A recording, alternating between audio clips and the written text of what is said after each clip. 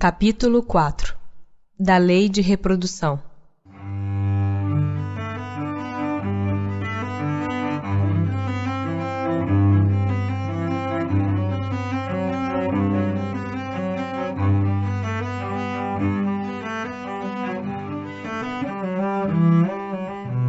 População do globo.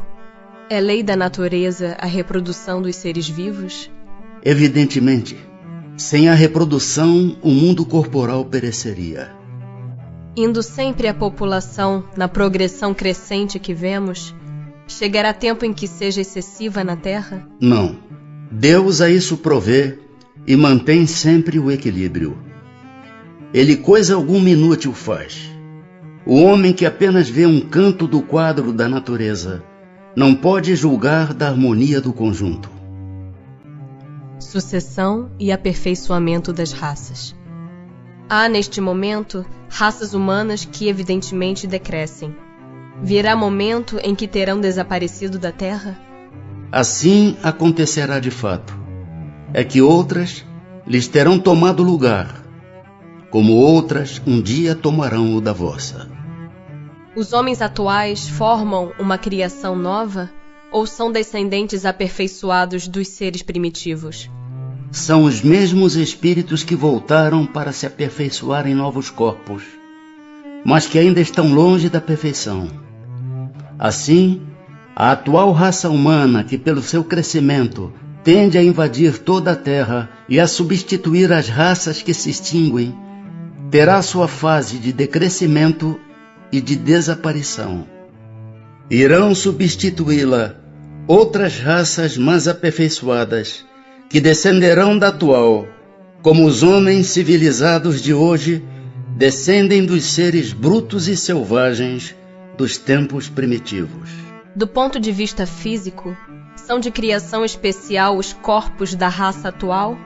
Ou procedem dos corpos primitivos mediante reprodução? A origem das raças se perde na noite dos tempos. Mas como pertencem todas à grande família humana, qualquer que tenha sido o tronco de cada uma, elas puderam aliar-se entre si e produzir tipos novos. Qual, do ponto de vista físico, o caráter distintivo e dominante das raças primitivas? Desenvolvimento da força bruta à custa da força intelectual. Agora dá-se o contrário. O homem faz mais pela inteligência do que pela força do corpo. Todavia faz 100 vezes mais, porque soube tirar proveito das forças da natureza, o que não conseguem os animais.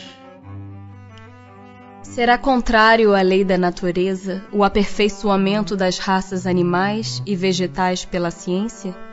Seria mais conforme a essa lei deixar que as coisas seguissem seu curso normal? Tudo se deve fazer para chegar à perfeição. E o próprio homem é um instrumento de que Deus se serve para atingir seus fins.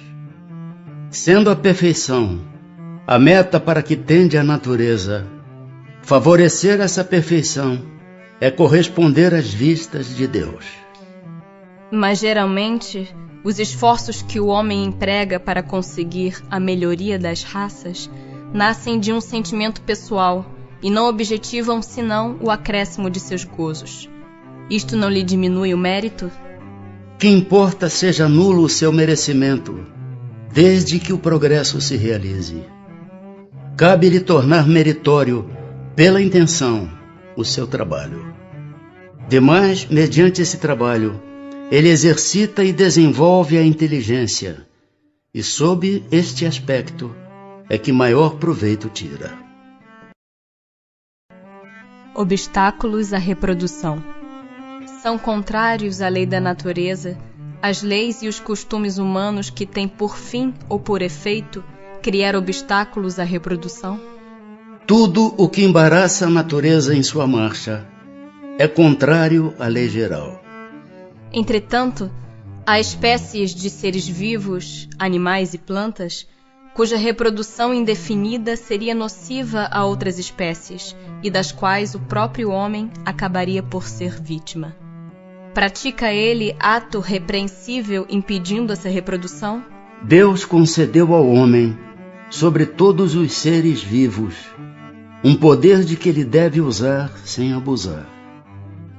Pode, pois, regular a reprodução de acordo com as necessidades. Não deve opor-se-lhe sem necessidade.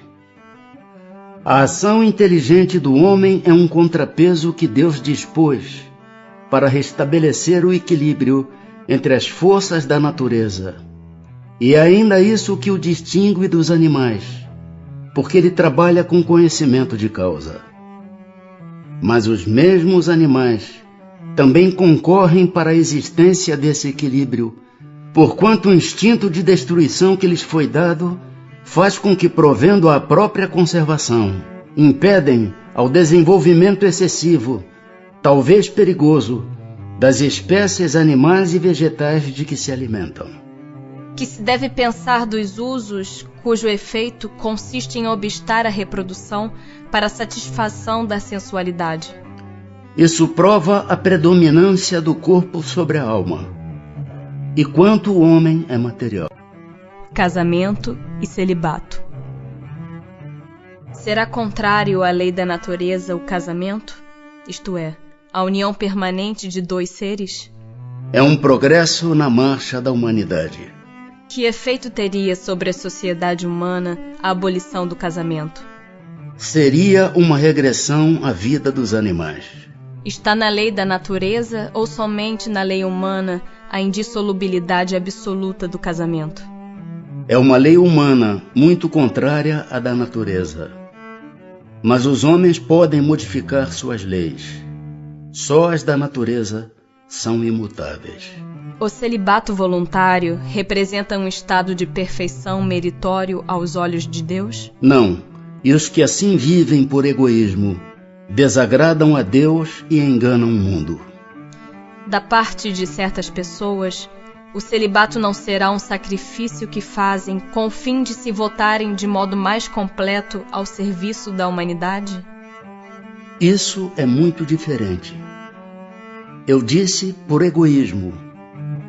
Todo sacrifício pessoal é meritório quando feito para o bem. Quanto maior o sacrifício, tanto maior o mérito.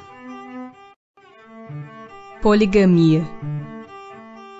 A igualdade numérica, que mais ou menos existe entre os sexos, constitui indício da proporção em que devam unir-se? Sim, porquanto tudo em a natureza tem um fim. Qual das duas, a poligamia ou a monogamia, é mais conforme a lei da natureza? A poligamia é lei humana, cuja abolição marca um progresso social. O casamento, segundo as vistas de Deus, tem que se fundar na afeição dos seres que se unem. Na poligamia não há afeição real, há apenas sensualidade.